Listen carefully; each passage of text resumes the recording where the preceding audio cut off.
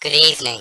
Our top story this week. In Texas, a baby who was put in a plastic bag and abandoned in a dumpster is now one of the hottest commodities in the state, with wannabe adoptive parents calling in with inquiries from all over. In Colorado this week, the legislature is pressing for a performance audit of the state's child protective industry thanks to a rash of failures. In Massachusetts, the head of the Department of Children and Families quits, thus avoiding the children's rights lawsuits alleging mass abuse in the state's foster care system, and then takes another job in Washington after being named the CEO of the National Association of Social Workers. And in Tennessee, the CPS boss is assuring the state's legislature that positive changes are underway after a rash of failures and a high number of child deaths while under CPS watch. In Minnesota, two families are upset after getting screwed after the adoption agency they were working with went bankrupt. In Oregon, a group of foster kids testified before the state senate that their rights aren't being protected while they're in the system and that there is no way to safely complain about it. Illinois has the third largest number of youths aging out of the foster care system in the U.S. in 2011. And negative public images are making it difficult for real parents to trust CPS agents in Illinois. In Wisconsin, a judge is criticizing CPS agents for not properly handling a case and forcing him to return a kid to her mother against the wishes of the foster parents who fell in love with and wanted to adopt her. It is finally being suggested that immigration reform should keep families together so that the anchor babies are not being thrown into foster care while their parents are deported without them. A recent statement from the American Academy of Neurology is warning against the use of dangerous psychiatric drugs on healthy kids who are diagnosed with ADHD.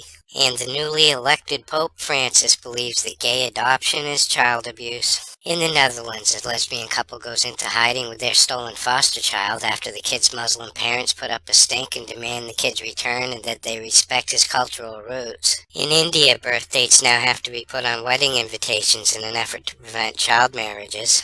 And in Australia, a woman finally meets her biological mother decades after being forcefully adopted out. In Canada, it is found that on average, one kid a day in the care of British Columbia's child welfare system is likely to be critically injured. In Manitoba, a real mother is pissed and freaking out because a foster mother posted pictures of her kids on Facebook. The Canadian government loses another chance to blow off the Aboriginal kids by short funding Aboriginal child welfare services. And a young woman in Toronto is blaming the Children's Aid Society after being placed with the guy who molested her for years. A leaked memo gets into the wrong hands and the child protective industry is caught red-handed, telling CPS agents not to close cases so that they can keep their federal dollars rolling in, which prompts proposed changes to the Children's Aid Society's funding models that includes doing away with perverse incentives to snatch kids and keep them in foster care. And Canadian CPS agents are in trouble after chasing two kids who didn't want to be snatched down a school hallway and traumatizing a group of older kids who they tried to hide behind. In England, it is being recommended that councils appoint expert social workers to deal with child neglect cases. The two British child snatchers who were sacked over their failures in the Baby P fiasco a few years back lose their appeal over their sacking. A new report is warning that a majority of British children will soon be living in poverty at the rate they're going today.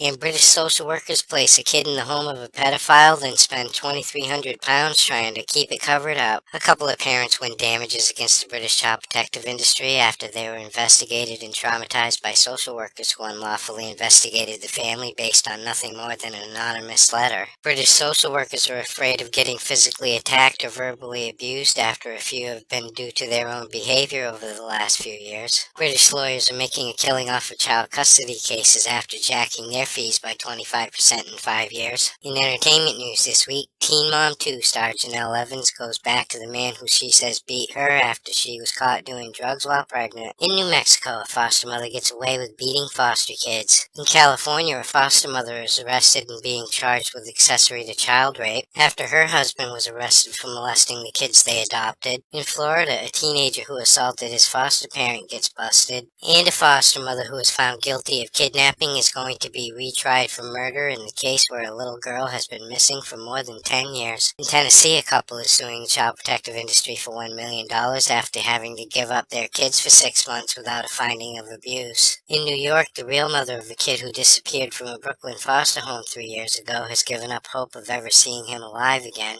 In Ohio, cops recapture 3 kids who tried to escape from their foster home. And finally, tonight in South Carolina, a CPS agent got suspended for 3 days after snatching a kid from his father and placing him with an uncle who was a convicted felon without doing any kind of a background check. For these stories and all the latest dirt on the child protective industry, visit www.legallykidnapped.com. And until next week, this is Baby LK. Over and out.